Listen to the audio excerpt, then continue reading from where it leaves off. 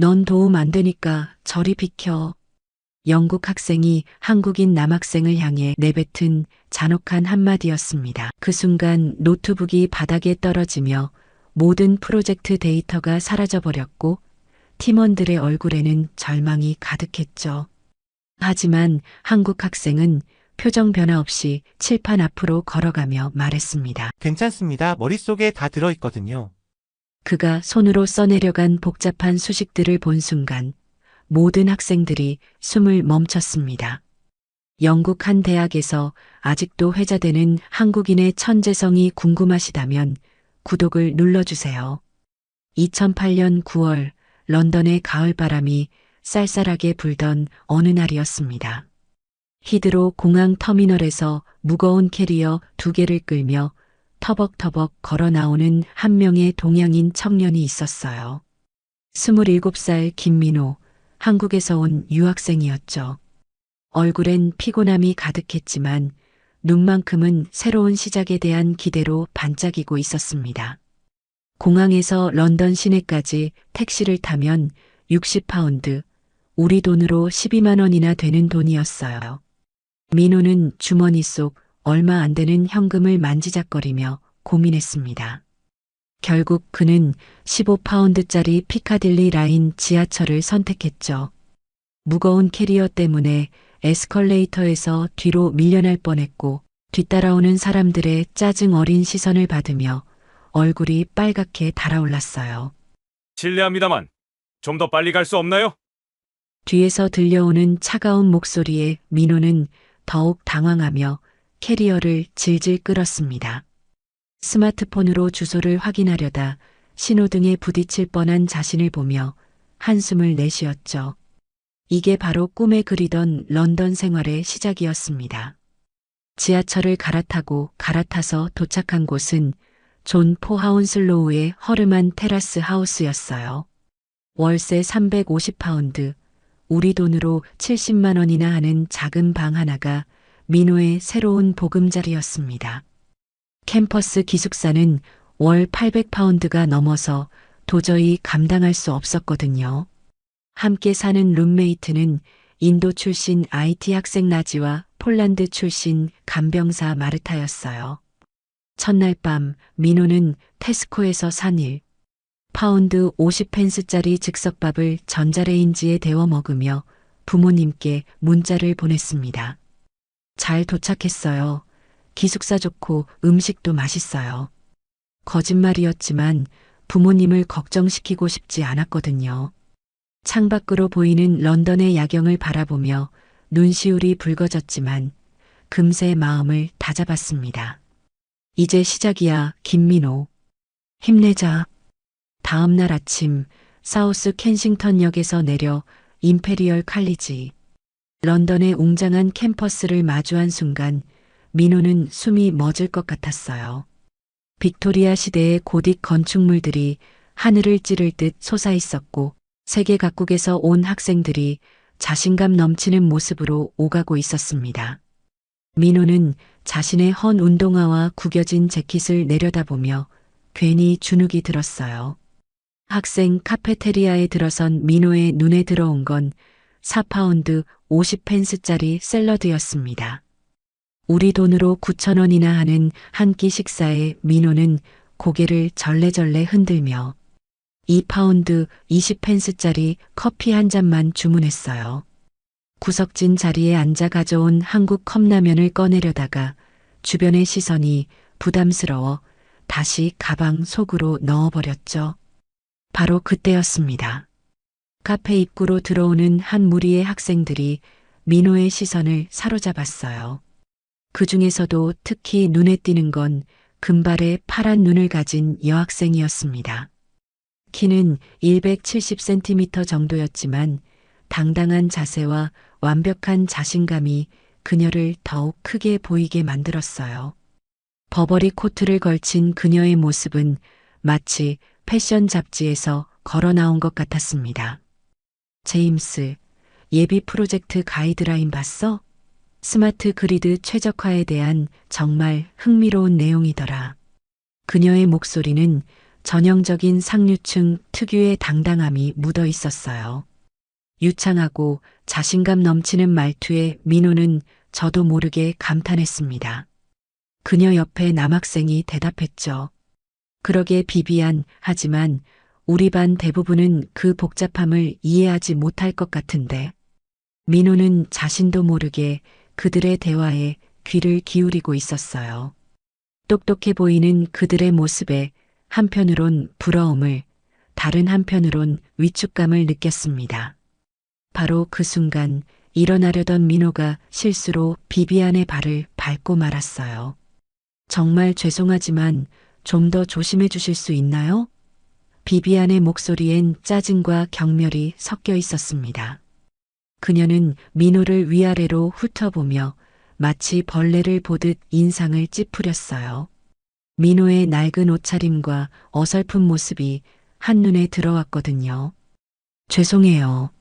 정말 죄송합니다. 민호는 작은 목소리로 고개를 푹 숙이며 사과했습니다. 부끄러움에 얼굴이 빨갛게 달아올랐고 주변 학생들의 시선이 따가웠어요. 비비안은 제임스에게 속삭였죠. 이런 유학생들 정말 기본 예의부터 배워야 하는 거 아니야? 그 말을 들은 민호의 속이 뒤틀렸습니다. 겉으론 아무렇지 않은 척했지만 마음속 깊은 곳에선 치욕감과 분노가 용암처럼 끓어오르고 있었어요. 하지만 그는 이를 꽉 깨물며 참았습니다. 여기선 자신이 의리고 아직은 아무것도 입증하지 못한 한낱 아시아 촌놈일 뿐이었으니까요. 카페를 나서며 민호는 주먹을 꽉 쥐었습니다. 언젠가는 너희들 코를 납작하게 만들어주겠어. 내가 어떤 인간인지, 뭘 할 수 있는지 똑똑히 보여주겠어. 하지만 그 순간만큼은 그저 돈 없는 동양인 유학생일 뿐이었고 비비안 같은 금수저들에겐 투명인간 취급받는 존재였어요. 그날 저녁 허름한 셰어하우스로 돌아온 민호는 룸메이트 라지에게 하루 있었던 일을 털어놨습니다. 오늘 정말 창피한 일이 있었어. 어떤 영국 학생한테 무시당했거든. 라지가 고개를 끄덕이며 대답했어요. 나도 비슷한 경험 많이 했어. 여기선 우리가 2등 시민 취급받는 거야. 하지만 실력으로 보여주면 달라질 거야. 민호는 작은 책상에 앉아 노트북을 켰습니다. 내일부터 시작될 본격적인 수업을 위해 예습을 해야 했어요. 전기전자공학 석사과정, 세계 최고 수준의 교육을 받기 위해 온 만큼 최선을 다해야 했습니다. 하지만 마음 한구석엔 오늘의 굴욕이 깊은 상처로 남아 있었어요. 컵라면을 후루룩 먹으며 민호는 생각했습니다. 여기서 살아남으려면 몇 배는 더 노력해야 해. 그들이 우리를 무시하는 만큼 우리가 더 뛰어나다는 걸 보여줘야 해. 하지만 그때의 민호는 몰랐습니다. 자신을 그렇게 무시했던 그 금발의 영국 여학생과 곧 한 팀이 될 거라는 사실을, 그리고 그녀가 자신의 진짜 정체를 알게 되면 얼마나 충격받을지를 말이에요. 런던의 밤은 깊어갔고 작은 방 안에서 홀로 공부하는 민호의 실루엣만이 창문에 비치고 있었습니다. 하지만 민호는 몰랐습니다. 누군가 자신을 이미 예의주시하고 있다는 것을, 그리고 곧 그 누군가와 운명적인 대결을 펼치게 될 거라는 사실을 말이죠. 그로부터 사흘 후 임페리얼 칼리지의 대형 강의실에서 운명의 순간이 찾아왔습니다. 로버트 맥도웰 교수가 단상에 올라 이번 학기 최대 규모 프로젝트에 대해 설명하기 시작했어요. 스마트 그리드 최적화 시스템 설계 프로젝트는 영국 최대 에너지 기업과의 산학협력이며 우승팀에겐 개인당 5,000파운드의 상금과 해당 기업 인턴십이 주어진다고 발표했습니다. 5,000파운드, 우리 돈으로 1,000만 원이 넘는 돈이었습니다. 민호의 심장이 뛰기 시작했어요. 이 돈이면 적어도 한 학기는 걱정 없이 지낼 수 있었거든요. 하지만 더 중요한 건 자신의 실력을 증명할 기회라는 점이었습니다. 지금까지 받았던 모든 무시와 차별을 한 방에 날려버릴 수 있는 절호의 찬스였어요. 팀 구성은 랜덤으로 진행된다는 교수의 말에 강의실이 술렁였어요. 누구와 한 팀이 되느냐에 따라 프로젝트의 성패가 갈릴 수도 있었거든요. 민호는 속으로 간절히 빌었습니다. 제발 실력 있는 사람들과 팀이 되게 해달라고, 그래서 자신도 제대로 기여할 수 있게 해달라고 말이에요. 팀 5에는 김민호, 비비안 하몬드레이든, 제임스 윌킨슨, 소피아 체르니, 아메드 파루키가 배정되었습니다. 교수의 음성이 강의실에 울려 퍼졌을 때 민호는 자신의 귀를 의심했어요. 비비안 하몬드레이든? 며칠 전 자신을 무시했던 그 금발 여학생 말인가요? 운명의 장난인지 아니면 시험인지 하필이면 그녀와 한 팀이 되어버렸습니다. 비비안의 얼굴에 스치는 짜증 어린 표정이 역력했습니다. 그녀가 제임스에게 작은 목소리로 중얼거리는 모습이 보였어요. 정말 재수없게 하필 그 아시아 애랑 한 팀이라니 어쩔 수 없지만 자신들이 주도하면 될 거라는 식으로 말이죠. 민호는 그들의 대화를 정확히 듣지는 못했지만 비비안의 표정만 봐도 자신이 환영받지 못한다는 걸 알 수 있었어요. 가슴속에서 뜨거운 무언가가 치밀어 올랐지만 꾹 참았습니다. 지금 감정적으로 반응하면 오히려 그들의 편견만 확인시켜주는 꼴이 될 테니까요. 실력으로 말하자 말로는 안 되니까 행동으로 보여주자고 다짐했어요. 첫 번째 팀 미팅은 다음 날 오후 도서관에서 열렸습니다. 민호가 약속 장소에 도착했을 때 이미 4명의 팀원들이 둘러앉아 있었어요. 비비안이 자연스럽게 회의를 주도하고 있었죠. 그녀는 자신이 옥스퍼드에서 다양한 팀 프로젝트를 경험했고 PPE 과정에서 리더십 트레이닝도 받았다며 팀 리더를 자청했습니다. 아무도 이의를 제기하지 않았어요.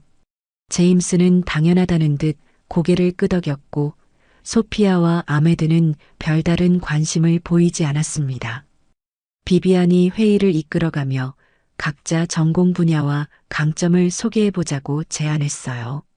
그녀는 자신을 옥스퍼드 PPE 최우등 졸업에 현재 MBA와 공학 복수 전공 중이라고 소개했습니다.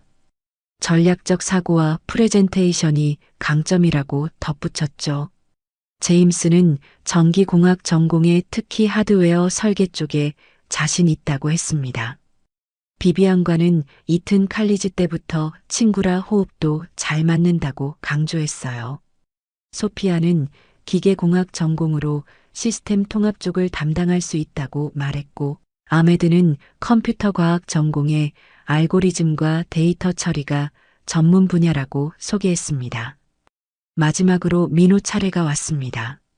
그는 한국에서 전기공학을 전공했고 현재 석사과정 중이라고 간단히 말했어요.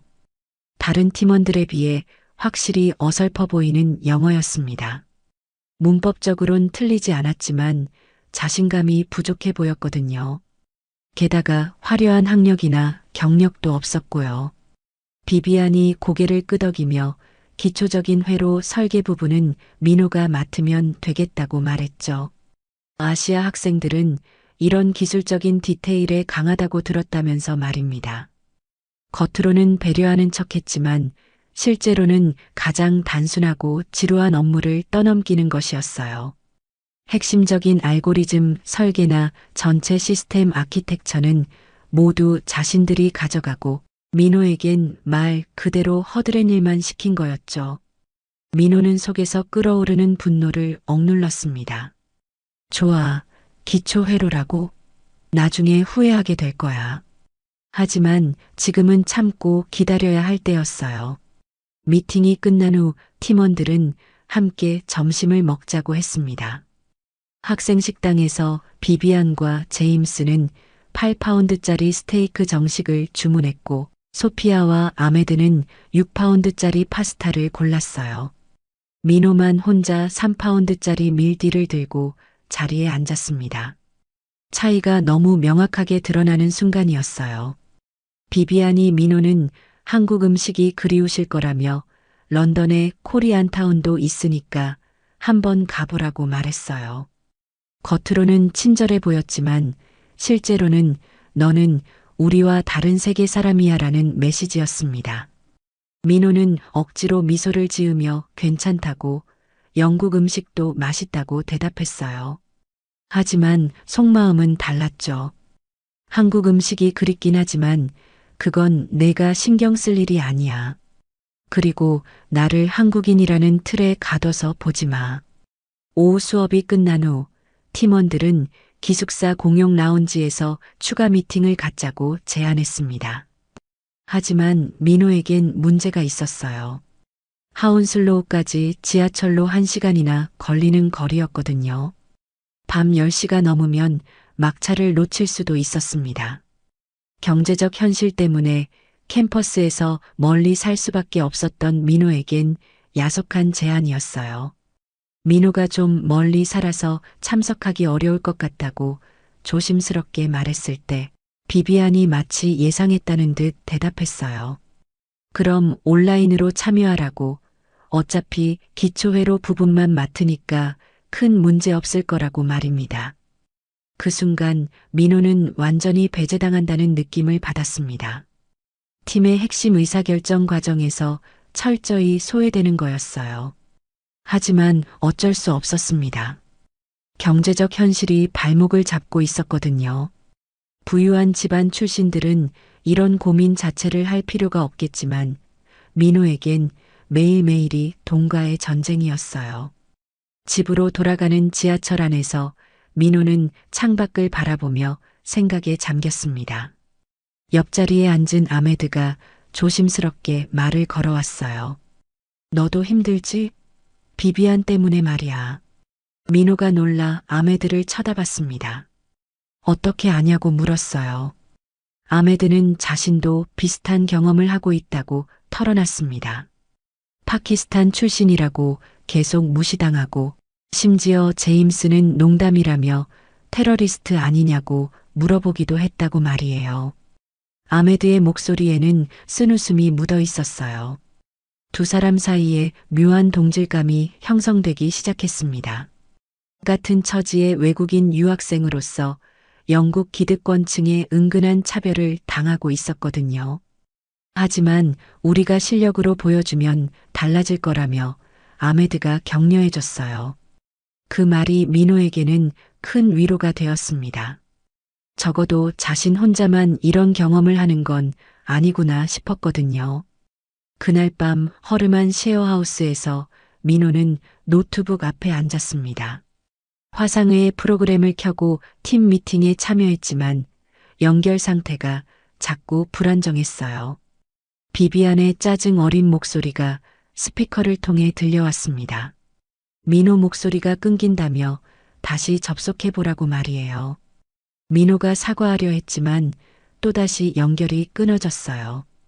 결국 중요한 의사결정 과정에서 완전히 소외된 채 미팅이 끝났습니다.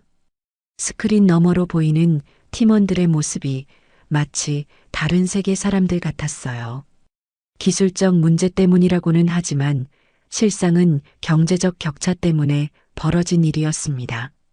좋은 지역에 좋은 인터넷을 쓸 여유가 없는 현실이 이렇게 발목을 잡는 거였어요. 미팅이 끝난 후 민호는 혼자서 프로젝트 자료를 분석하기 시작했습니다. 비비안이 짜온 초안을 들여다보니 몇 가지 의문점들이 떠올랐어요. 이 부분은 좀 비효율적인 것 같은데 다른 방법이 있을 텐데라고 생각했지만 이런 의견을 제시할 통로가 없었습니다. 팀 내에서의 발언권 자체가 제한되어 있었거든요. 룸메이트 라지가 늦은 밤 집에 돌아와 민호의 모습을 보더니 물어봤어요. 오늘도 팀 프로젝트냐며 표정이 안 좋다고 말입니다. 민호가 한숨을 쉬며 좀 복잡한 상황이라고 대답했어요. 팀에서 완전히 따돌림 당하는 기분이고 자신의 의견은 아예 듣지도 않으려 한다고 털어놨습니다. 라지가 민호의 노트북 화면을 힐끗 보더니 놀란 표정을 지었어요. 와, 이게 뭐냐며 이런 복잡한 계산을 혼자서 다 했다고 물어봤습니다. 자신이 아는 MIT 박사과정 친구도 이런 건 쉽게 못 풀던데라고 덧붙였어요. 민호는 당황하며 화면을 닫았습니다. 아니야, 별거 아니야. 그냥 연습 삼아 해본 거야. 하지만 라지의 말이 계속 머릿속에 맴돌았어요. 정말 자신이 생각하는 것보다 더 뛰어난 건 아닐까? 아니면 그냥 라지가 과장해서 말하는 건 아닐까? 민호는 확신을 갖지 못했어요. 어릴 때부터 뛰어난 성과를 내왔지만 영국에 와서는 계속 움츠러들기만 되었거든요. 그날 밤 민호는 잠자리에 들면서 다짐했습니다. 언젠가는 보여줄 거야.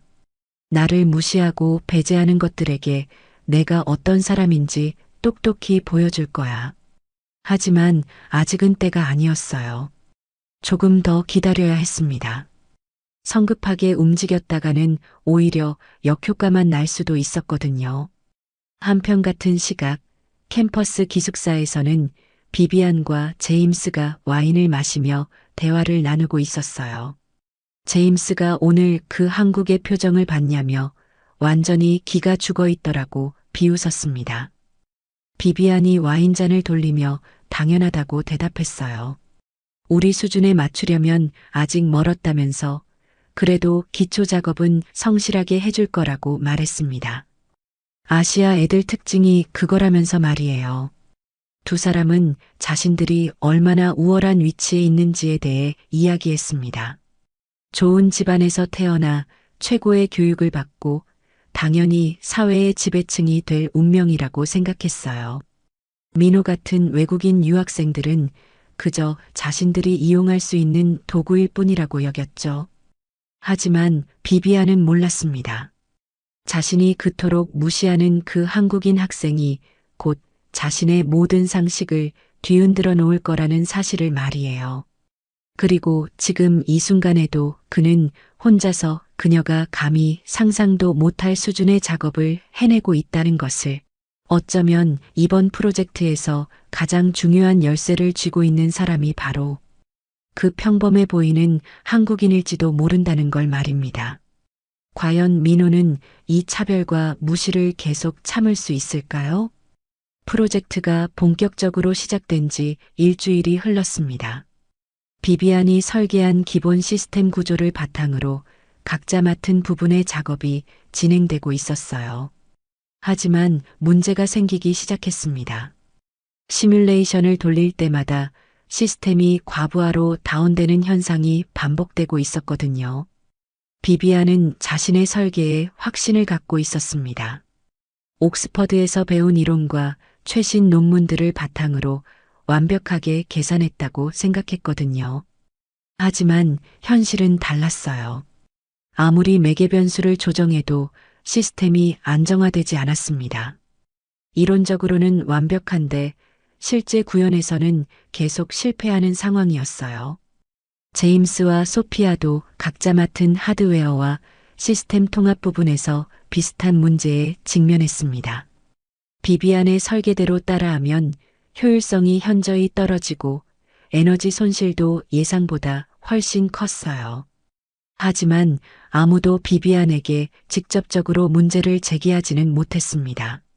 그녀의 권위와 카리스마 앞에서 모두가 위축되어 있었거든요. 사흘 동안 밤을 새워가며 문제를 해결하려고 했지만 소용없었습니다. 팀 분위기는 점점 최악으로 치달았어요. 비비안은 스트레스로 인해 평소보다 더 날카로워졌고 제임스는 짜증을 숨기지 않기 시작했습니다. 소피아는 조용히 자신만의 해결책을 찾으려 노력했지만 역부족이었어요. 아메드는 알고리즘 측면에서 최적화를 시도해봤지만 근본적인 구조 문제는 해결할 수 없었습니다. 데이터 처리 속도를 아무리 높여도 시스템 자체가 불안정하면 의미가 없었거든요. 모든 팀원들이 막다른 길에 다다른 기분이었어요. 한편 민호는 허름한 셰어하우스에서 홀로 팀 자료들을 분석하고 있었습니다. 화상회의로 전달받은 부분적인 정보만으로는 전체 그림을 파악하기 어려웠지만 그는 포기하지 않았어요. A사 용지에 손으로 복잡한 수식들을 써가며 문제의 원인을 찾으려 노력했습니다. 민호의 책상 위에는 이미 수십 장의 계산 용지가 쌓여 있었어요. 그는 비비안의 설계를 역추적하면서 어디서 문제가 발생하는지 파악하려 했습니다. 몇 시간을 계산한 끝에 드디어 문제점을 발견했어요. 기본 가정에서부터 오류가 있었던 겁니다. 룸메이트 라지가 새벽 2시에 집에 돌아와 민호의 모습을 보고 깜짝 놀랐습니다. 대학원 과제냐며 물어봤지만 민호가 끼적인 수식들을 보고는 말이 막혔어요. 자신이 아는 최고 명문대 박사과정 친구도 이런 고난도 계산은 쉽게 하지 못한다며 감탄했습니다. 민호는 당황하며 별거 아니라고 말했지만 라지의 눈빛은 진지했어요. 다음 날 아침 민호는 도서관에 일찍 나가 더 정확한 계산을 해봤습니다. 임페리얼 칼리지의 방대한 데이터베이스를 활용해서 자신의 가설을 검증하려 했어요.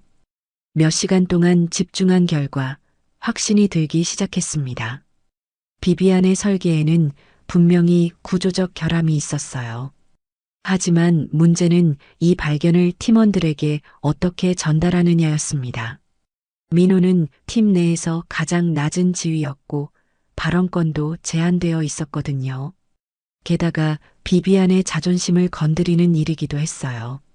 잘못 접근했다가는 오히려 더 큰 갈등만 불러일으킬 수 있었습니다. 그때 우연히 소피아가 도서관에서 민호를 발견했습니다. 밤늦게까지 혼자 공부하는 모습이 인상적이었어요.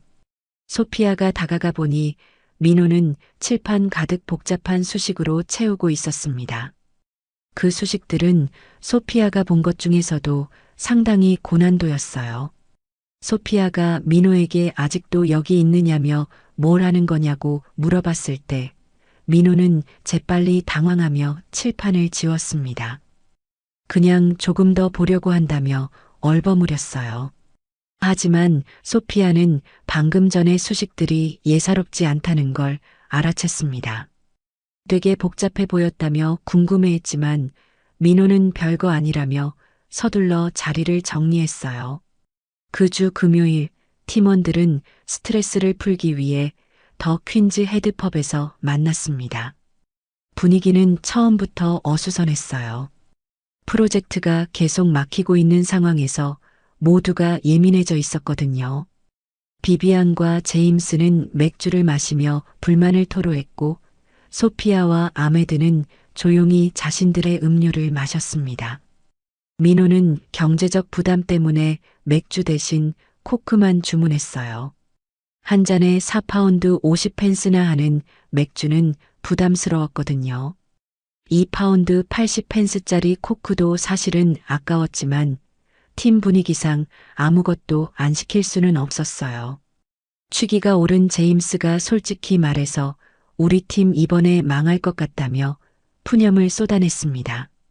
다른 팀들은 벌써 프로토타입을 완성해 가고 있는데 자신들만 제자리 걸음이라고 불평했어요. 비비안은 자신의 설계가 틀릴 리 없다며 뭔가 다른 문제가 있을 거라고 고집했습니다. 제임스가 그럼 뭐가 문제냐고 따지자 민호가 조심스럽게 입을 열려고 했습니다. 혹시 제가 봤을 때는 이라며 말을 시작했지만 비비안의 차가운 시선에 위축되어 말을 멈췄어요. 뭐냐고 묻는 비비안의 표정이 너무 날카로웠거든요. 민호는 결국 아니라며 다시 입을 다물어 버렸습니다. 펍에서 나온 후 버스 정류장에서 민호와 아메드가 함께 기다리게 되었습니다. 아메드가 조심스럽게 민호에게 말을 걸었어요. 너도 비비안 때문에 힘들지? 민호가 어떻게 아냐고 놀라자 아메드는 자신도 비슷한 경험을 하고 있다고 털어놨습니다. 파키스탄 출신이라고 계속 무시당하고 심지어 제임스는 농담이라며 테러리스트 아니냐고 물어보기도 했다는 겁니다. 아메드의 목소리에는 깊은 상처가 묻어 있었어요. 두 사람은 같은 처지의 외국인 유학생으로서 서로에게 동질감을 느꼈습니다. 하지만 우리가 실력으로 보여주면 달라질 거라고 아메드가 위로해줬어요. 그러면서 민호에게 한 가지 궁금한 걸 물어봤습니다. 너 진짜 수학 잘하는 것 같던데 나도 컴공이라 조금 아는데 일반적인 수준이 아니더라고 말이에요. 민호는 당황하며 그냥 취미로 하는 거라고 둘러댔습니다. 그날 밤 셰어하우스로 돌아온 민호는 큰 결심을 했습니다. 더 이상 지켜볼 수만은 없다고 생각했어요. 팀이 실패하면 자신도 함께 망하는 거였거든요. 하지만 직접 나서기에는 위험 부담이 너무 컸습니다. 그래서 다른 방법을 생각해냈어요. 민호는 익명으로 팀 슬랙 채널에 수정안을 업로드하기로 했습니다. 제목은 대안적 접근법 익명 제안이었어요. 기존 알고리즘의 근본적 결함을 지적하고 새로운 방법론을 제시하는 내용이었습니다. 수식의 복잡함과 깊이는 일반 대학원생 수준을 훨씬 뛰어넘는 것이었어요. 하지만 민호는 조심스럽게 접근했습니다. 너무 급진적으로 비비안의 설계를 부정하면 반발만 살 수 있었거든요. 대신 기존 설계의 일부를 보완하는 방식으로 접근해서 자연스럽게 문제점을 드러내는 전략을 택했어요.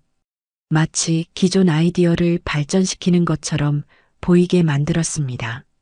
문서를 작성하는 데만 밤새도록 걸렸습니다.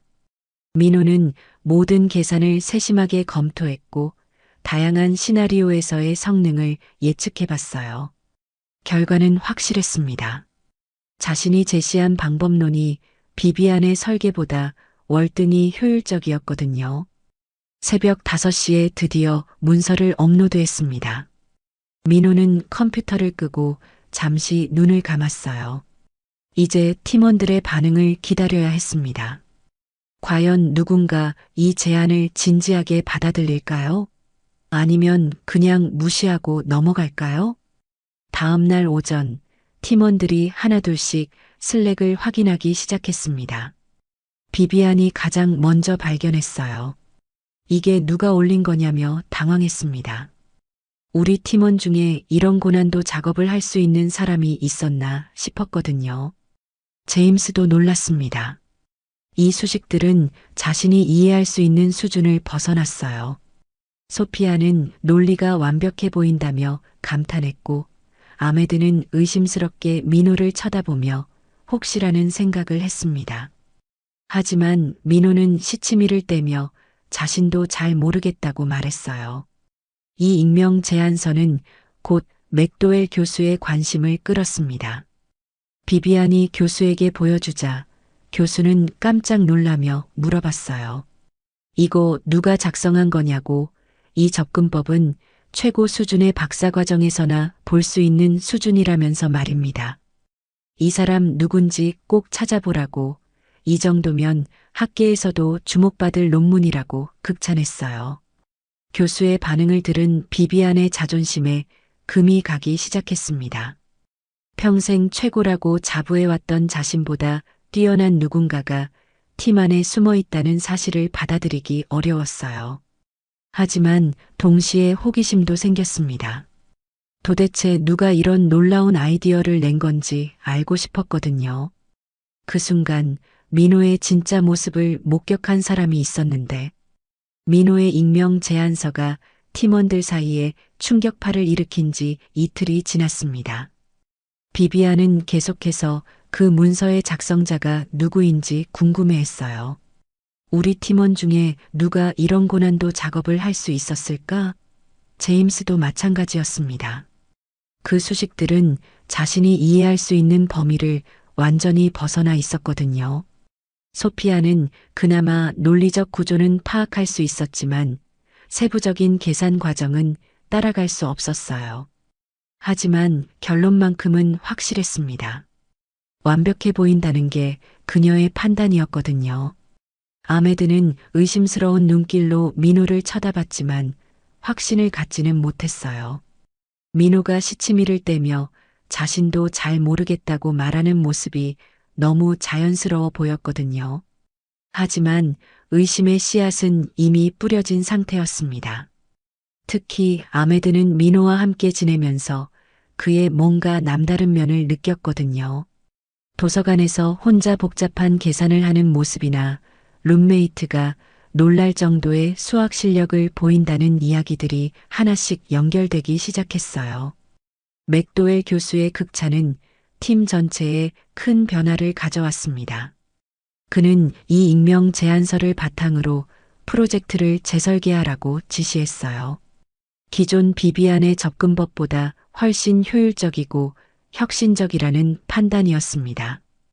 이 정도면 실제 산업 현장에서도 바로 적용할 수 있는 수준이라며 감탄을 아끼지 않았어요.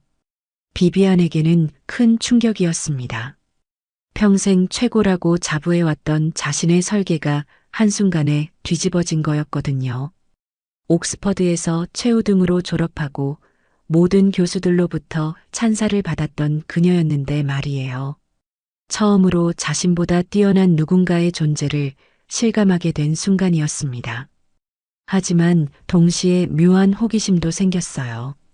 도대체 누가 이런 놀라운 아이디어를 낸 건지 알고 싶었거든요. 팀원 5명 중에서 제임스와 자신은 아니었고 소피아나 아메드가 이런 수준의 작업을 할 수 있을 것 같지도 않았어요. 그럼 남는 건 민호뿐인데 그 평범해 보이는 한국인이 과연 이런 천재적인 발상을 할 수 있을까? 그 의문은 곧 현실이 될 뻔했습니다. 늦은 밤 제임스가 기숙사 컴퓨터실을 지나가다가 민호를 발견한 거예요. 혼자서 복잡한 시뮬레이션 프로그램을 코딩하고 있는 모습이었습니다. 화면에는 고난도 알고리즘들이 빼곡히 채워져 있었고 민호는 마치 물 흐르듯 자연스럽게 작업을 진행하고 있었어요. 제임스가 민호에게 이 시간에 뭐 하냐고 물어봤을 때 민호는 깜짝 놀라며 재빨리 화면을 껐습니다. 그냥 공부하고 있었다며 얼버무렸어요. 하지만 제임스는 방금 전까지 뭔가 엄청 복잡한 걸 하고 있던 것 같다며 궁금해했습니다. 민호는 당황하며 별거 아니라고 개인 과제였다고 둘러댔어요. 하지만 제임스의 의심은 쉽게 가라앉지 않았습니다. 그가 본 것은 일반적인 과제 수준이 아니었거든요. 마치 전문 연구진이나 할 법한 고도의 작업이었어요. 그는 이 목격담을 비비안에게 전해줬습니다. 비비안은 처음에는 믿지 않으려 했어요. 말도 안 된다며 그 애가 뭘 안다고 그러냐고 반응했습니다. 하지만 제임스의 말이 계속 머릿속에 맴돌았어요. 혹시 정말로 민호가 그 익명 제안서의 작성자일까? 그렇다면 지금까지 자신이 그를 무시했던 게 얼마나 큰 실수였을까? 내심 불안해지기 시작한 비비안은 인터넷으로 검색을 해봤습니다. 한국의 천재 학생들, 올림피아드 금메달리스트들에 대한 기사들을 찾아보기 시작했어요. 놀랍게도 한국에서는 정말 많은 수학, 과학 영재들이 배출되고 있었습니다. 국제대회에서 압도적인 성과를 내는 학생들의 이야기가 수없이 많았어요. 설마 민호도 그런 배경을 가진 사람일까? 비비안은 첫 번째 균열을 느끼기 시작했습니다. 지금까지 자신이 민호를 평가했던 기준들이 얼마나 편견에 찌들어 있었는지 깨닫게 되었거든요. 영어 실력이나 겉모습만으로 사람을 판단했던 자신의 모습이 부끄러워졌어요. 한편 민호는 자신의 정체가 발각될 뻔한 상황에 긴장하고 있었습니다. 제임스의 날카로운 눈빛이 계속 신경 쓰였어요. 너무 성급하게 움직였나 싶어서 후회도 되었습니다. 하지만 이미 물러설 수는 없는 상황이었어요. 팀 프로젝트는 점점 자신의 제안서 방향으로 진행되고 있었고 더 이상 뒤로 숨어 있을 수만은 없었거든요. 그 주말 민호는 쉐어하우스에서 더욱 신중하게 작업을 이어갔습니다. 익명 제안서가 받아들여졌으니 이제 구체적인 구현 방안을 마련해야 했어요. 하지만 여전히 팀 내에서의 발언권은 제한되어 있었습니다. 어떻게 하면 자연스럽게 프로젝트에 기여할 수 있을까 고민했어요.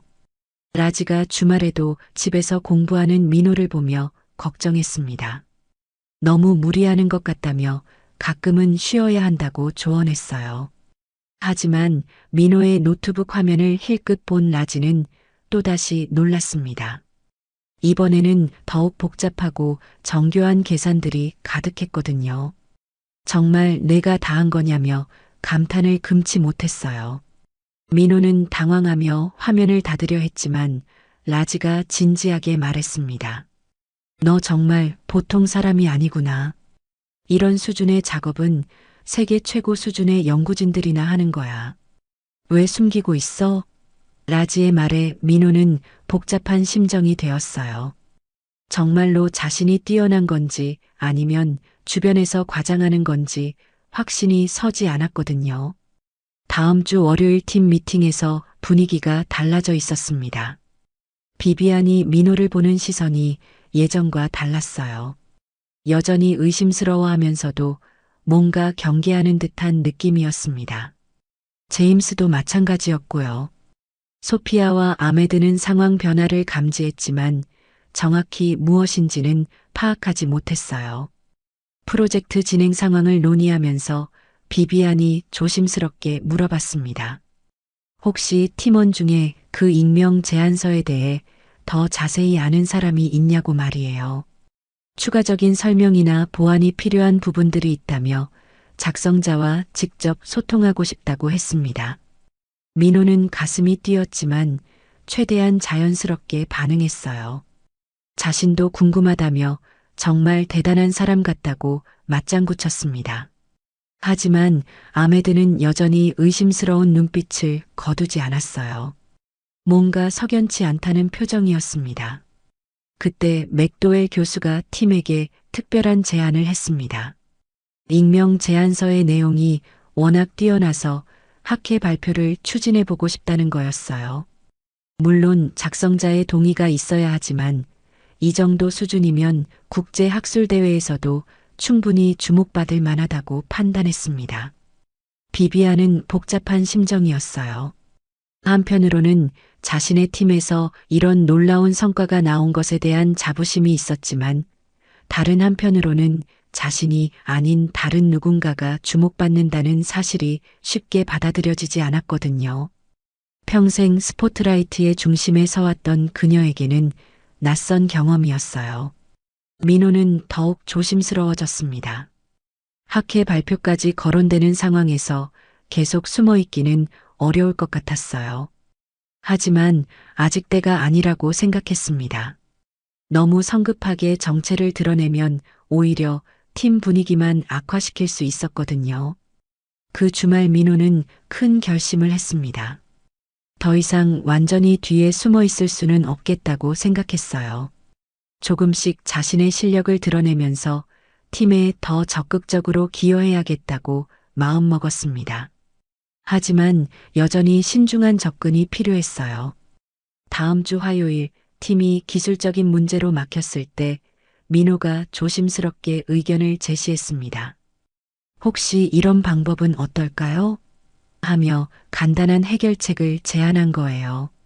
놀랍게도 그의 제안은 정확히 핵심을 짚고 있었습니다. 비비안과 제임스가 깜짝 놀라며 민호를 쳐다봤어요. 어떻게 이런 아이디어를 생각해냈냐고 물어봤습니다. 민호는 당황하며 그냥 우연히 떠오른 거라고 둘러댔지만 팀원들의 시선은 예전과 달라져 있었어요. 소피아가 민호에게 말했습니다. 너 생각보다 정말 뛰어나구나. 왜 그동안 조용히 있었어? 아메드도 맞장구 쳤어요. 역시 내 짐작이 맞았다면서 의미심장한 미소를 지었습니다. 비비안은 혼란스러웠습니다. 정말로 민호가 그 익명 제안서의 작성자일까? 그렇다면 지금까지 자신이 얼마나 어리석었던 걸까? 하지만 확실한 증거는 없었어요. 단지 정황상 의심스러울 뿐이었습니다. 그날 밤 비비안은 잠들지 못하고 계속 고민했어요. 만약 민호가 정말 그 수준의 천재라면 자신은 지금까지 얼마나 큰 실수를 저질러 온 걸까? 편견과 선입견으로 뛰어난 인재를 무시하고 차별해온 자신의 모습이 부끄러워졌습니다. 다음 날부터 비비안의 태도가 미묘하게 변화하기 시작했습니다. 민호에게 좀 더 관심을 보이고 그의 의견을 귀담아 들으려고 노력했어요. 하지만 여전히 확신은 없었습니다. 혹시 자신이 너무 의심만 하고 있는 건 아닐까? 민호도 이런 변화를 감지했어요. 비비안의 시선이 예전과 달라진 걸 느꼈습니다. 더 이상 무시당하지는 않지만 동시에 더 큰 부담도 느꼈어요. 과연 언제까지 이런 애매한 상황을 유지할 수 있을까? 팀 프로젝트는 익명 제안서를 바탕으로 순조롭게 진행되고 있었습니다. 하지만 구현 과정에서 예상치 못한 기술적 난제들이 계속 등장했어요. 이론적으로는 완벽해 보였지만 실제로 코드로 구현하기에는 여전히 복잡한 부분들이 많았거든요. 그럼에도 불구하고 다른 팀들과 비교했을 때는 훨씬 앞서 나가고 있었어요. 교수들과 기업 관계자들의 관심도 높았습니다. 중간 점검에서 받은 피드백도 매우 긍정적이었어요. 이대로 가면 우승은 확실해 보였습니다. 하지만 민호는 알고 있었어요. 앞으로 더 큰 도전들이 기다리고 있다는 걸 말이에요. 그리고 언젠가는 자신의 정체를 드러내야 할 순간이 올 거라는 것도 말입니다. 비비안의 의심이 현실이 된다면 과연 어떤 일이 벌어질까요? 중간 발표를 사흘 앞둔 목요일 밤이었습니다. 다른 팀들의 프로토타입이 속속 완성되어 가는 상황에서 민호의 팀만 여전히 구현 단계에서 헤매고 있었어요. 익명 제안서의 이론은 완벽했지만 실제로 코드로 구현하는 과정에서 예상치 못한 복잡함들이 계속 등장했습니다. 특히 시스템 최적화 부분에서 알고리즘이 제대로 작동하지 않고 있었어요. 비비안은 점점 초조해지고 있었습니다. 이대로 가면 정말 망할 것 같다며 내 인생에 처음 실패하는 거라고 중얼거렸어요. 평생 모든 일에서 최고였던 그녀에게는 견딜 수 없는 상황이었습니다. 제임스도 마찬가지로 스트레스를 받고 있었고 소피아와 아메드는 각자의 파트를 맡아서 최선을 다하고 있었지만 역부족이었어요. 팀원들 모두 지쳐 있었습니다. 지난 일주일 동안 밤을 새워가며 작업했지만 진전이 없었거든요. 특히 핵심 알고리즘 부분에서 계속 오류가 발생하고 있었어요. 이론적으로는 분명히 작동해야 하는데 실제 구현에서는 시스템이 불안정했습니다. 새벽 3시 모든 팀원들이 지쳐서 거의 쓰러져 가고 있을 때였어요. 비비안은 책상에 엎드려 있었고 제임스는 의자에서 졸고 있었습니다. 소피아와 아메드도 더 이상 집중할 수 없는 상태였어요. 그때 민호가 조용히 일어나서 말했습니다. 제가 한번 해볼게요. 비비안이 고개를 들며 반응했어요. 지금 상황에서 농담하냐고, 이건 농담할 상황이 아니라고 말이죠. 하지만 민호는 진지했습니다. 30분만 시간을 달라고 부탁했어요. 팀원들은 반신반의하면서도 더 이상 다른 방법이 없다는 걸 알고 있었습니다. 모두가 지켜보는 가운데 민호가 키보드 앞에 앉았습니다. 그 순간부터 마법 같은 일이 벌어지기 시작했어요. 민호의 손가락이 키보드 위에서 춤추듯 움직였고 코드 라인들이 물 흐르듯 자연스럽게 완성되어 갔습니다. 복잡한 수식들이 차례대로 프로그램으로 변환되었고 시스템의 각 모듈들이 완벽하게 연결되어 갔어요. 팀원들은 점점 놀란 표정을 짓기 시작했습니다. 민호가 작업하는 속도와 정확성이 상상을 초월했거든요. 그는 마치 이미 모든 답을 알고 있는 것처럼 주저없이 코드를 작성해 나갔어요. 어떤 부분에서는 기존 알고리즘을 완전히 새롭게 재구성하기도 했고 어떤 부분에서는 몇 줄의 코드로 복잡한 문제를 해결해 버렸습니다. 정확히 30분 후 민호가 엔터키를 눌렀습니다. 시뮬레이션이 실행되었고 화면에는 완벽한 성공을 나타내는 그래프들이 나타났어요. 모든 지표가 이상적인 수치를 보여주고 있었습니다. 에너지 효율성은 기존 대비 30% 향상되었고 시스템 안정성도 완벽했어요. 모든 팀원들이 입을 떡 벌린 채 멍하니 바라보고 있었습니다. 방금 전까지 해결 불가능해 보였던 문제가 한순간에 완벽하게 해결된 거였어요. 비비안은 이게 어떻게 가능하냐며 믿을 수 없다는 표정을 지었습니다. 민호는 차분하게 대답했어요. 그냥 다른 방법을 써봤을 뿐이라고 말이죠. 하지만 제임스가 물어봤습니다. 너 도대체 누구야? 이런 건 박사과정 수준인데. 소피아도 마찬가지였어요. 민호에게 솔직히 말해달라고 너 진짜 정체가 뭐냐고 물어봤습니다. 민호는 당황하며 별거 아니라고 그냥 수학을 좀 좋아할 뿐이라고 둘러댔어요. 하지만 팀원들의 시선은 이미 완전히 달라져 있었습니다.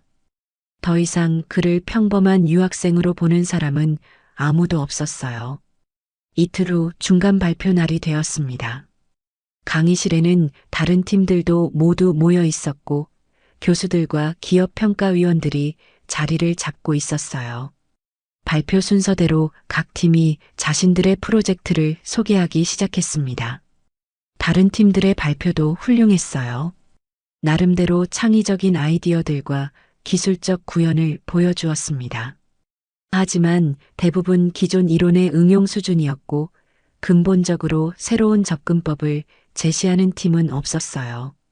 평가위원들도 관심 있게 듣고 있었지만 특별히 놀라는 반응은 보이지 않았습니다. 드디어 민호팀의 차례가 되었습니다.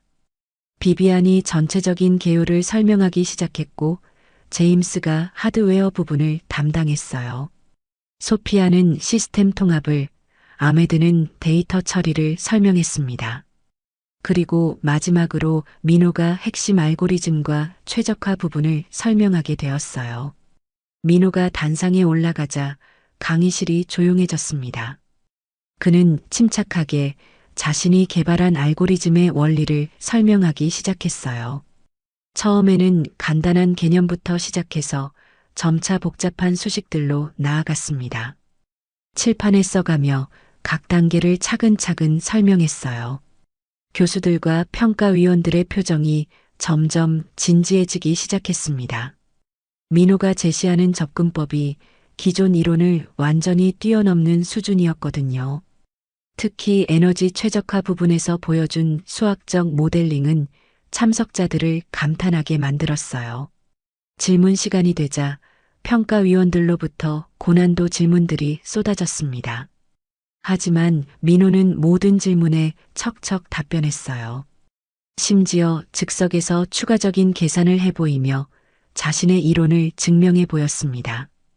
그의 설명은 논리적이면서도 직관적이어서 듣는 사람들이 쉽게 이해할 수 있었어요. 발표가 끝나자 강의실이 잠시 정적에 쌓였습니다. 그리고 나서 박수가 터져 나왔어요. 맥도웰 교수는 놀란 표정으로 민호를 바라보고 있었고 기업 관계자들도 서로 의미심장한 눈빛을 주고받고 있었습니다. 발표 후 복도에서 팀원들은 여전히 믿을 수 없다는 반응을 보였어요.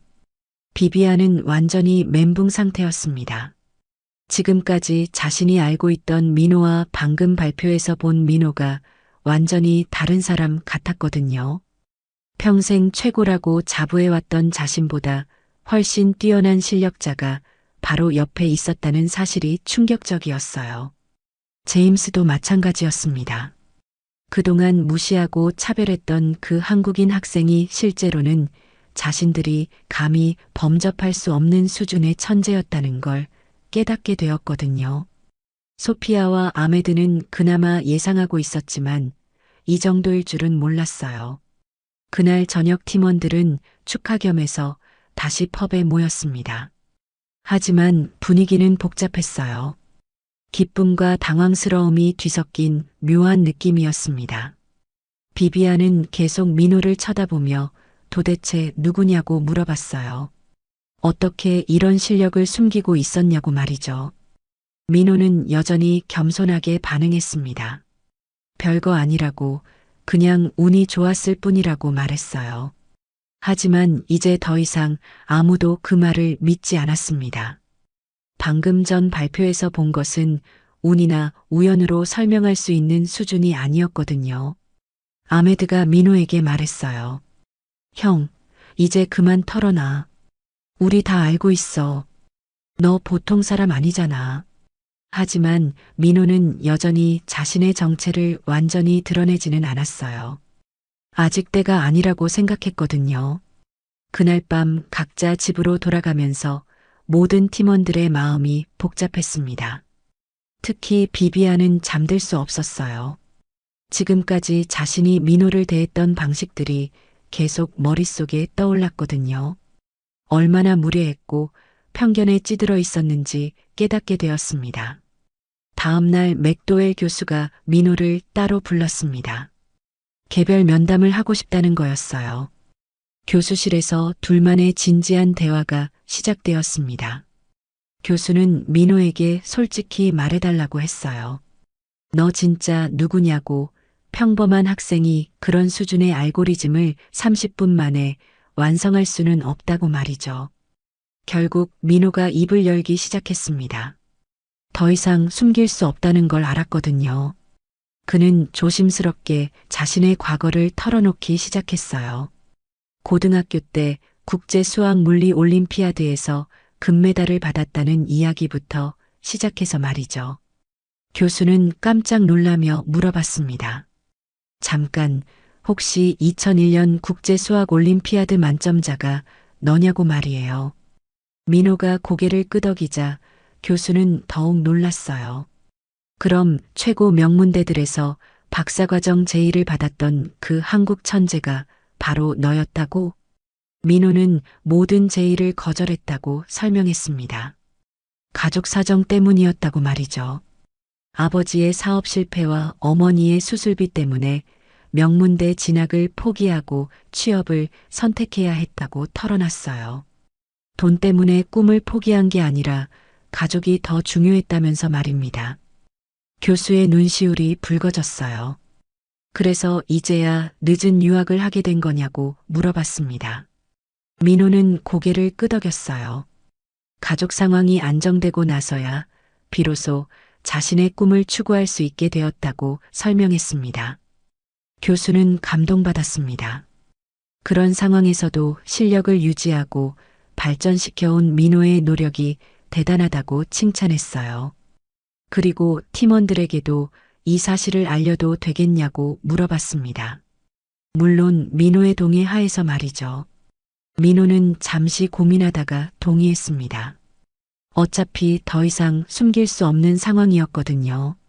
그리고 팀원들이 진실을 알 권리가 있다고 생각했어요. 교수가 팀원들을 모두 불러서 민호의 진짜 정체를 공개했습니다. 소피아는 역시 내 짐작이 맞았다며 감탄했고, 아메드는 형이라고 부르며 왜 진작 말하지 않았냐고 물어봤어요. 제임스는 이건 완전히 다른 레벨이라며 놀라워했습니다. 하지만 비비안만은 혼자 충격받아서 말을 하지 못했어요. 지금까지 자신이 얼마나 어리석었는지, 얼마나 편견에 사로잡혀 있었는지 깨닫게 되었거든요. 평생 받아본 적 없는 굴욕감과 부끄러움이 몰려왔습니다. 그날 저녁 비비안은 화장실에서 혼자 울고 있었어요. 거울 속 자신에게 물어봤습니다. 나는 뭐였지? 그냥 금수저일 뿐이었나? 평생 자신이 최고라고 믿어왔던 세계관이 완전히 무너져 내렸어요. 처음으로 느끼는 진짜 실력의 벽이었습니다. 하지만 동시에 민호에 대한 묘한 존경심도 생기기 시작했어요.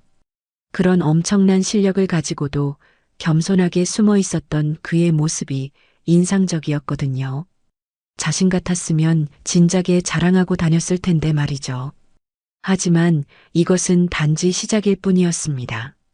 민호의 충격적인 정체가 공개된 다음 날 팀 전체의 분위기가 완전히 달라져 있었습니다. 더 이상 아무도 그를 평범한 한국인 유학생으로 보지 않았어요.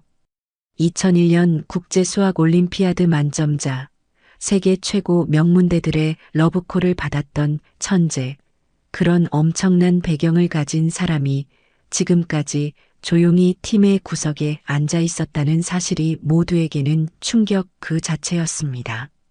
소피아는 민호를 다시 보게 되었어요.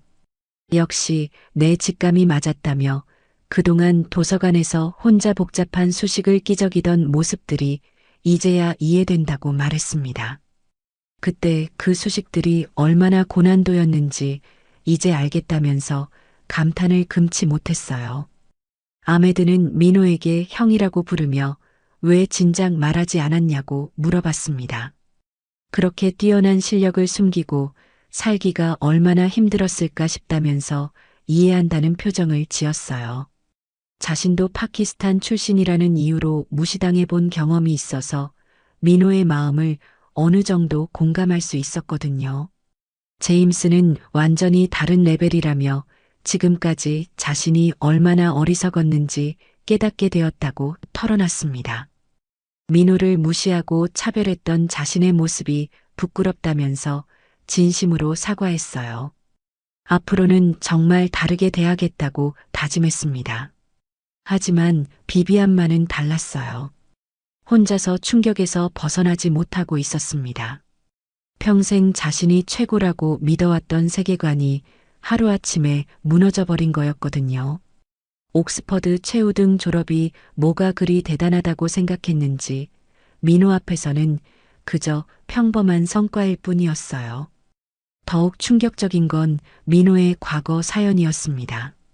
세계 최고 명문대들의 제의를 뿌리치고 가족을 위해 희생한 이야기를 들었을 때 비비안은 자신이 얼마나 이기적이고 편견에 찌든 인간이었는지 깨닫게 되었어요. 금수저로 태어나 모든 걸 당연하게 받아온 자신과는 차원이 다른 삶을 살아온 거였습니다. 그날 저녁 비비안은 기숙사 화장실에서 혼자 울고 있었어요. 거울 속 자신에게 계속 물어봤습니다. 나는 뭐였지? 그냥 부모 덕분에 좋은 학교 다닌 금수저일 뿐이었나?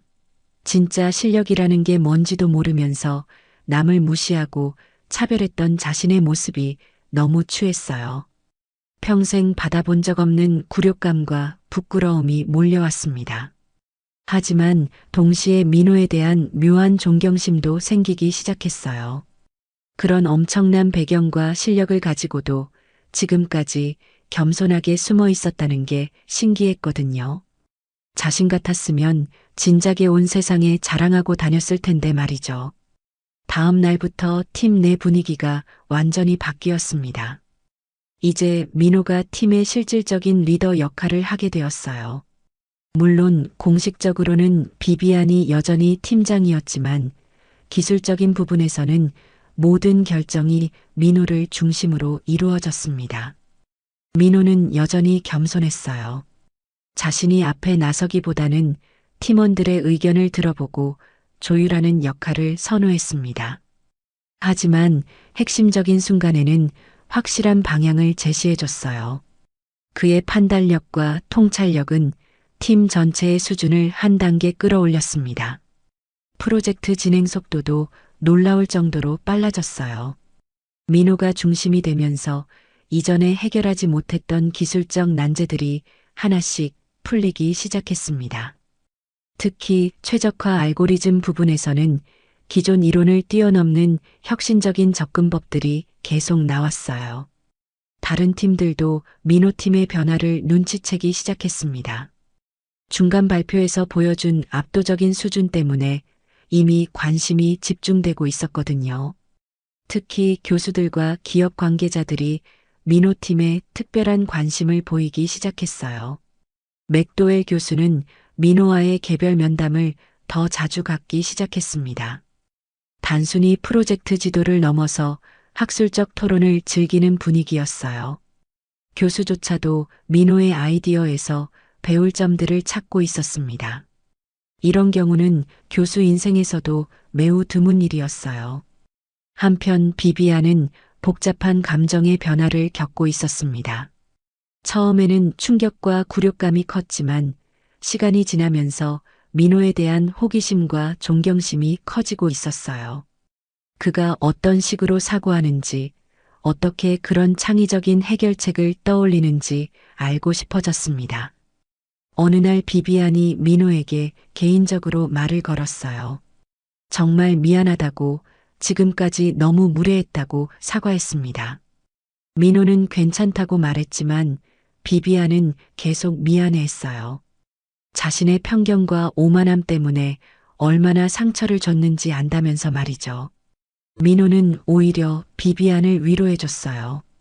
당신도 충분히 뛰어나다고, 다만 보는 관점이 좁았을 뿐이라고 말했습니다. 그리고 앞으로는 서로 배워나가면 된다고 격려해줬어요. 이런 민호의 모습에 비비안은 더욱 감동받았습니다. 팀워크도 이전과는 비교할 수 없을 정도로 좋아졌어요. 서로의 강점을 인정하고 약점을 보완해주는 진정한 협력 관계가 만들어졌습니다. 민호의 뛰어난 기술력, 비비안의 전략적 사고, 제임스의 하드웨어 전문성, 소피아의 시스템 통합 능력, 아메드의 데이터 처리 실력이 하나로 합쳐졌어요. 프로젝트의 완성도도 놀라운 수준에 도달했습니다. 단순히 이론적 완성도를 넘어서 실제 산업 현장에서 바로 적용할 수 있는 실용성까지 갖추게 되었어요. 에너지 효율성은 기존 시스템 대비 40% 이상 향상되었고 안정성도 완벽했습니다. 맥도웰 교수는 이 결과를 보고 깜짝 놀랐어요. 학부생 팀 프로젝트 수준을 완전히 뛰어넘은 성과였거든요. 이 정도면 국제학술대회에서도 충분히 주목받을 만하다고 판단했습니다. 실제로 몇 개의 학회에 논문 제출을 제안하기도 했어요. 기업 관계자들의 반응도 뜨거웠습니다. 프로젝트 스폰서였던 에너지 기업에서는 이미 상용화 가능성을 검토하기 시작했어요. 단순한 학생 프로젝트가 아니라 실제 비즈니스 가치를 가진 기술로 평가받기 시작한 겁니다. 하지만 민호는 여전히 겸손했어요. 모든 성과를 팀 전체의 공로라고 말했습니다. 자신 혼자서는 절대 이룰 수 없었을 거라면서 팀원들에게 고마워했어요. 이런 모습이 팀원들에게는 더욱 인상적으로 다가왔습니다. 비비안은 점점 민호를 다른 시각으로 보게 되었어요. 단순히 뛰어난 실력자가 아니라 인격적으로도 존경할 만한 사람이라는 걸 깨닫게 되었습니다. 그런 배경과 능력을 가지고도 오만하지 않고 오히려 다른 사람들을 배려하는 마음이 있다는 게 놀라웠어요. 어느 날 비비안이 민호에게 물어봤습니다. 어떻게 그렇게 겸손할 수 있냐고, 자신 같았으면 진작에 자랑하고 다녔을 거라면서 말이에요. 민호는 웃으며 대답했어요. 정말 뛰어난 사람들을 많이 봐왔다고, 자신은 아직 갈 길이 멀다고 생각한다면서 말이죠. 이런 대화를 통해 비비안은 많은 것을 배우게 되었습니다. 진정한 실력이 무엇인지, 겸손함이 얼마나 중요한지, 그리고 사람을 겉모습으로 판단하는 게 얼마나 위험한지 깨달았어요. 자신의 가치관 자체가 바뀌기 시작했습니다. 팀의 다른 구성원들도 마찬가지였어요. 제임스는 앞으로 절대 사람을 배경으로 판단하지 않겠다고 다짐했고, 소피아는 더 열린 마음으로 사람들을 대하게 되었습니다. 아메드는 민호를 진짜 형이라고 생각하며 많은 조언을 구했어요. 하지만 가장 큰 변화를 겪은 건 역시 비비안이었습니다. 평생 받아온 특권과 우월감에 젖어 있던 그녀가 처음으로 자신을 성찰하게 되었거든요. 진정한 실력과 인품이 무엇인지 배우기 시작했어요. 프로젝트가 막바지에 접어들면서 팀원들 사이의 결속력도 더욱 강해졌습니다. 이제는 정말로 하나의 팀이 된 느낌이었어요. 서로의 차이점을 인정하고 존중하면서도 공동의 목표를 위해 협력하는 진정한 팀워크를 보여주고 있었습니다. 최종 발표를 일주일 앞둔 시점에서 모든 준비가 완료되었습니다. 기술적 완성도, 실용성, 혁신성 모든 면에서 완벽한 수준에 도달했어요. 다른 팀들과는 차원이 다른 결과물이 나온 겁니다. 하지만 민호는 알고 있었습니다. 앞으로 더 큰 도전이 기다리고 있다는 걸 말이에요. 성공이 가져다주는 새로운 책임감과 기대감이 어깨를 무겁게 누르고 있었습니다. 그리고 무엇보다 팀원들, 특히 비비안과의 관계에서 새로운 전환점이 다가오고 있다는 걸 느꼈어요. 그런데 이때 예상치 못한 위기가 비비안을 덮쳤는데 최종 발표를 사흘 앞둔 금요일 오후였습니다. 팀원들이 마지막 점검을 위해 모여 있을 때 비비안의 휴대폰이 울렸어요. 아버지로부터 온 긴급 전화였습니다. 비비안은 잠시 자리를 비워달라며 복도로 나갔는데 돌아왔을 때 그녀의 얼굴은 새하얗게 질려 있었어요. 아빠 회사가 리먼 사태의 여파로 인수합병 위기에 처했다는 소식이었습니다. 하몬드레이든 가문이 에너지 사업체가 파산 직전까지 몰린 상황이었어요. 수백억 규모의 빚더미에 앉게 된 거였습니다. 비비안은 충격에 휩싸였어요. 평생 든든한 배경이라고 생각했던 가문이 하루아침에 무너질 위기에 처한 거였거든요.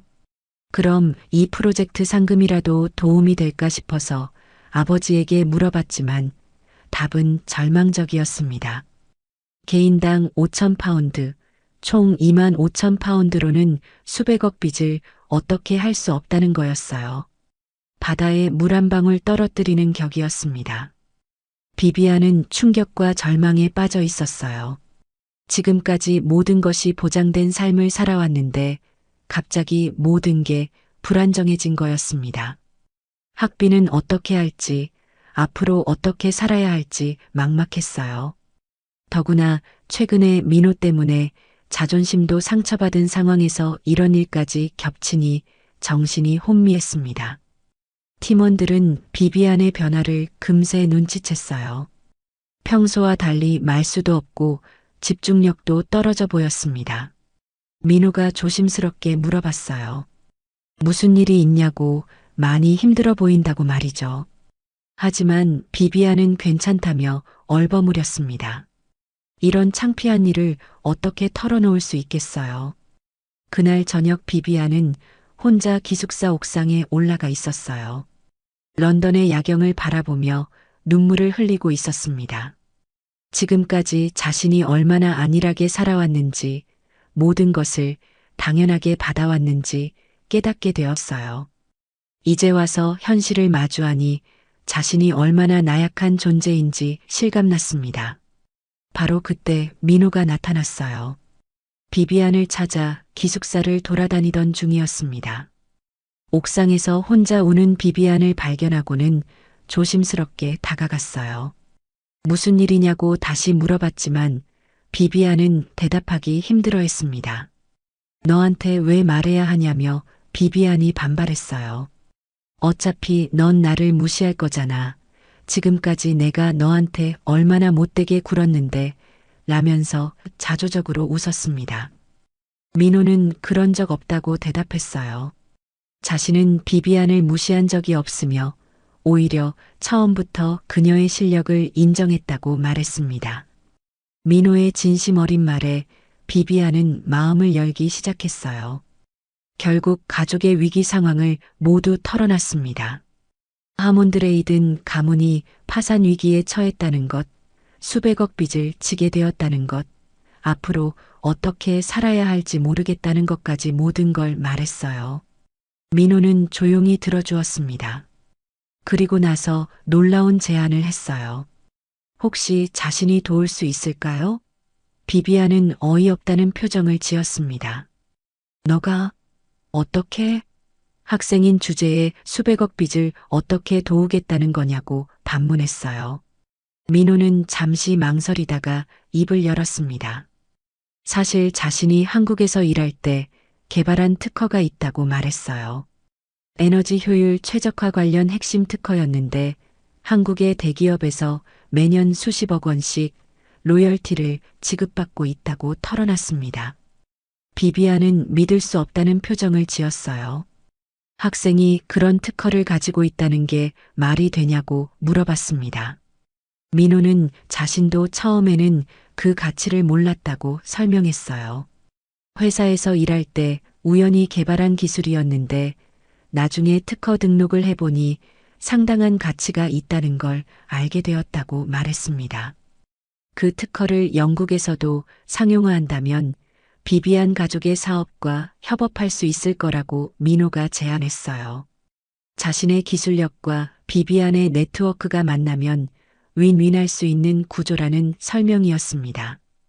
기술 파트너십을 통해서 새로운 비즈니스를 만들어 보자는 거였죠. 비비안은 당황했습니다. 왜 자신을 도와주려고 하냐고 물어봤어요. 지금까지 얼마나 무례하게 굴었는데 차별하고 무시했는데 말이죠. 민호는 차분하게 대답했습니다. 처음부터 당신의 실력은 인정했다고 편견만 없다면 충분히 훌륭한 파트너가 될 수 있다고 생각한다고 말했어요. 민호의 말에 비비안은 또 한 번 충격을 받았습니다.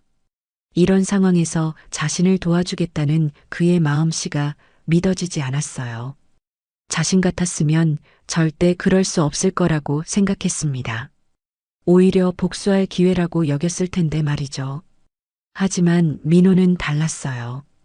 진심으로 도움을 주려고 하고 있었습니다.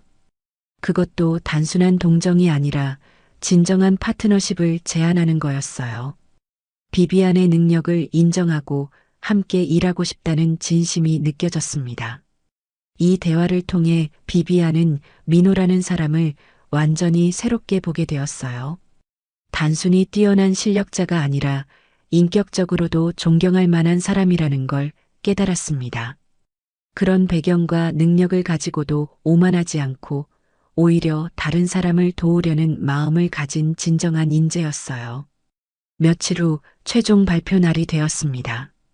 강의실에는 교수들뿐만 아니라 여러 기업의 관계자들도 참석해 있었어요. 특히 민호팀의 발표에 대한 기대가 높았습니다. 중간 발표에서 보여준 혁신적인 아이디어 때문에 많은 사람들의 관심이 집중되어 있었거든요. 이번에는 민호와 비비안이 함께 발표를 주도했습니다. 민호가 기술적 부분을 설명하고 비비안이 비즈니스 모델과 상용화 방안을 프레젠테이션했어요. 두 사람의 협업은 완벽했습니다. 서로의 강점을 살리면서도 조화롭게 어우러지는 모습이었어요. 특히 비비안의 발표가 인상적이었습니다. 민호의 기술을 실제 산업 현장에서 어떻게 적용할 수 있는지, 경제적 파급 효과는 어떨지 구체적으로 분석해서 보여줬어요. 이론과 실무를 완벽하게 연결한 프레젠테이션이었습니다. 평가위원들은 감탄을 금치 못했어요.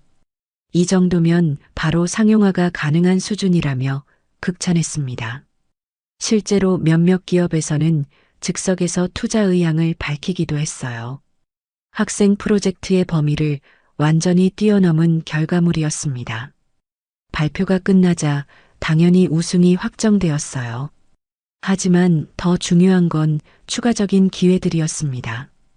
여러 투자자들과 기업들이 정식 비즈니스 파트너십을 제안했거든요. 단순한 상금을 넘어서 진짜 사업으로 발전시킬 수 있는 기회가 생긴 거였습니다. 민호는 이 모든 제안을 비비안과 함께 검토하자고 말했어요. 자신 혼자서는 비즈니스를 이끌어갈 자신이 없다며 비비안의 전략적 사고와 네트워크가 필요하다고 인정했습니다. 진정한 파트너십의 시작이었어요. 비비안은 감격했습니다.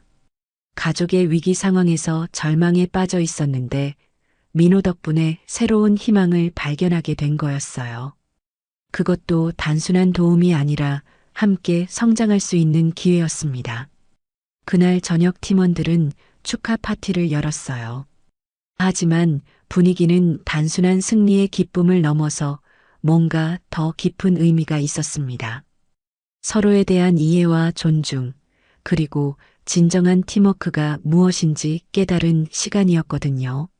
민호와 비비안 사이에는 새로운 관계가 시작되고 있었어요.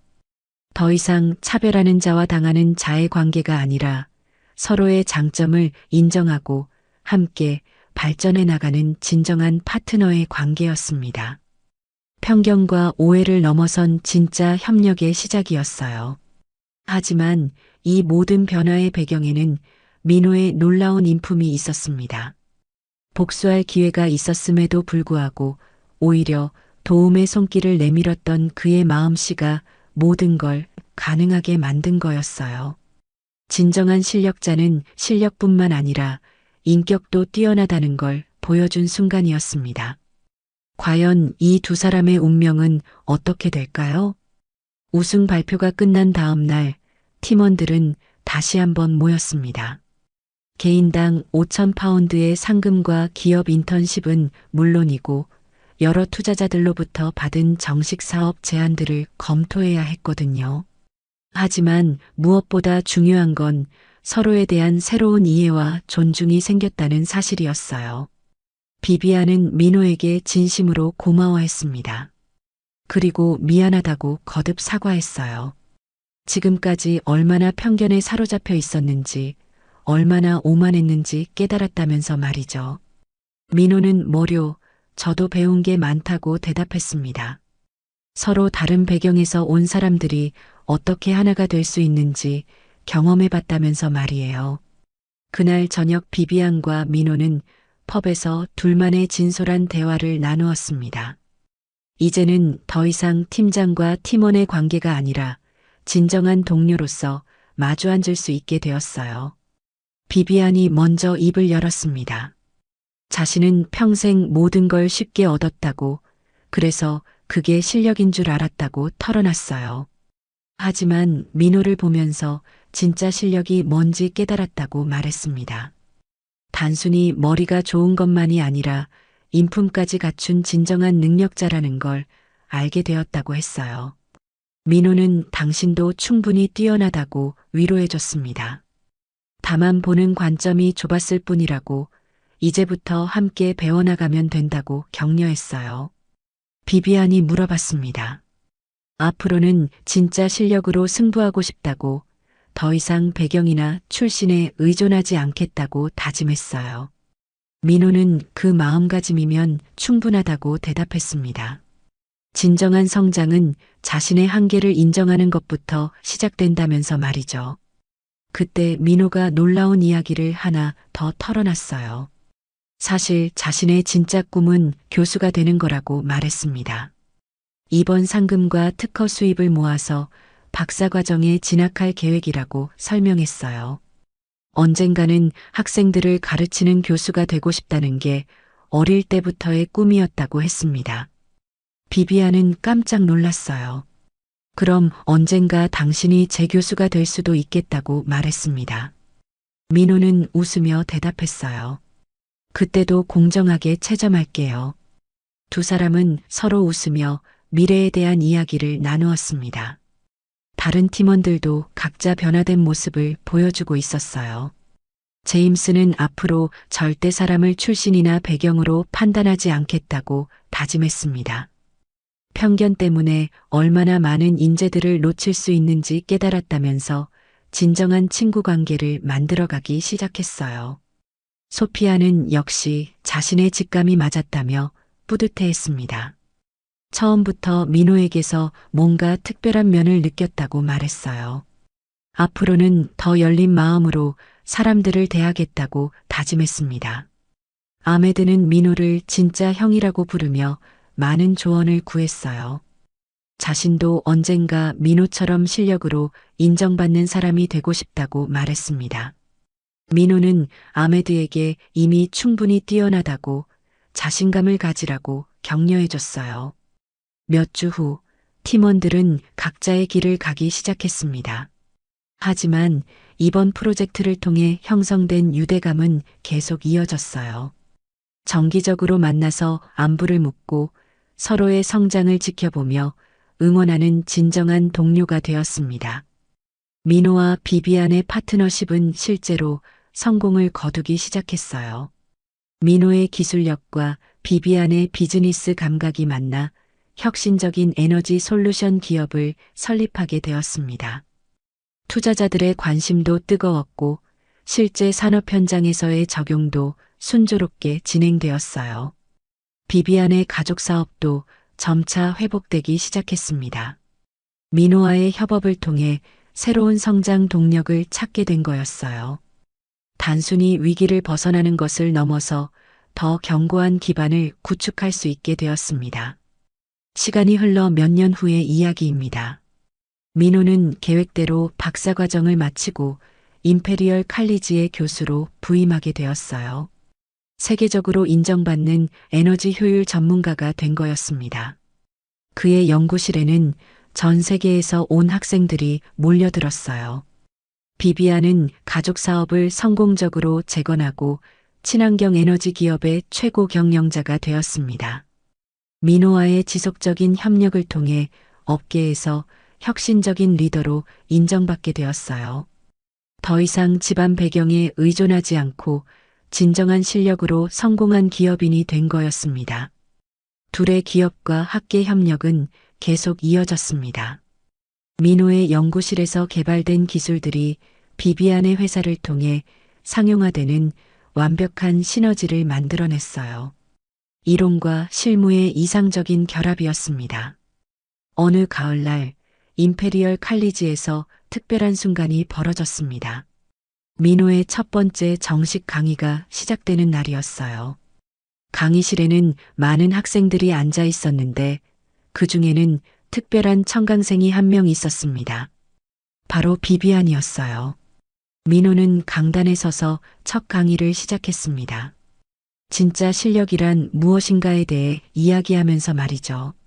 지식과 기술도 중요하지만 그보다 더 중요한 건 겸손함과 배려심이라고 강조했어요.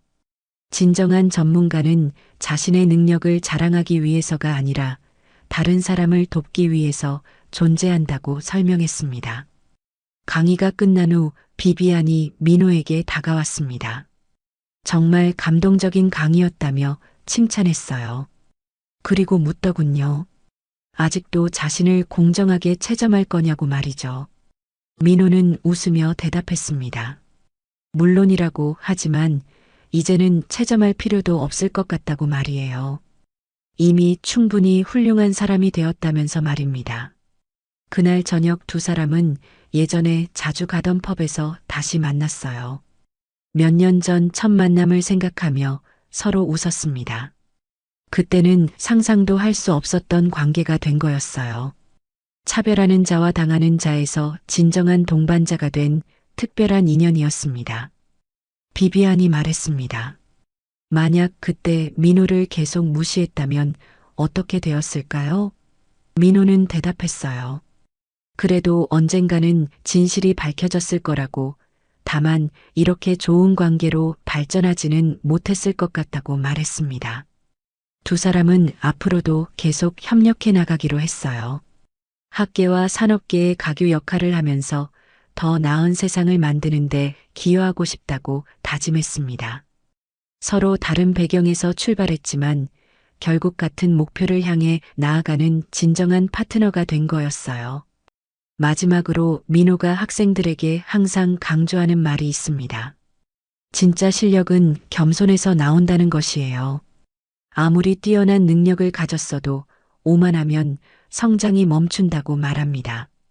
반대로 겸손한 마음으로 계속 배우려는 자세를 가지면 누구나 훌륭한 사람이 될 수 있다고 가르쳐요. 비비안도 자신의 회사 직원들에게 비슷한 메시지를 전합니다. 사람을 겉모습이나 배경으로 판단하지 말라고, 진정한 가치는 그 사람의 인품과 노력에서 나온다고 강조해요. 자신이 과거에 저질렀던 실수를 반복하지 않도록 늘 경계하고 있습니다. 이렇게 두 사람의 이야기는 해피엔딩으로 마무리되었습니다. 편견과 차별을 넘어서 진정한 이해와 존중을 바탕으로 한 아름다운 우정의 이야기였어요. 출신이나 배경이 다르다고 해서 서로를 무시하는 것이 아니라 오히려 그 차이를 인정하고 서로에게서 배우는 성숙한 관계를 만들어낸 겁니다. 결국 가장 중요한 건 실력도 배경도 아닌 인품이라는 메시지를 전해주는 감동적인 이야기였습니다. 진정한 능력자는 자신의 재능을 과시하기 위해서가 아니라 다른 사람을 도우며 함께 성장하기 위해 존재한다는 교훈을 남겨주었어요. 그리고 편견 없는 열린 마음으로 사람을 대할 때 얼마나 놀라운 가능성들이 펼쳐질 수 있는지 보여준 특별한 이야기였습니다. 오늘 긴 영상 끝까지 시청해 주셔서 너무 감사합니다.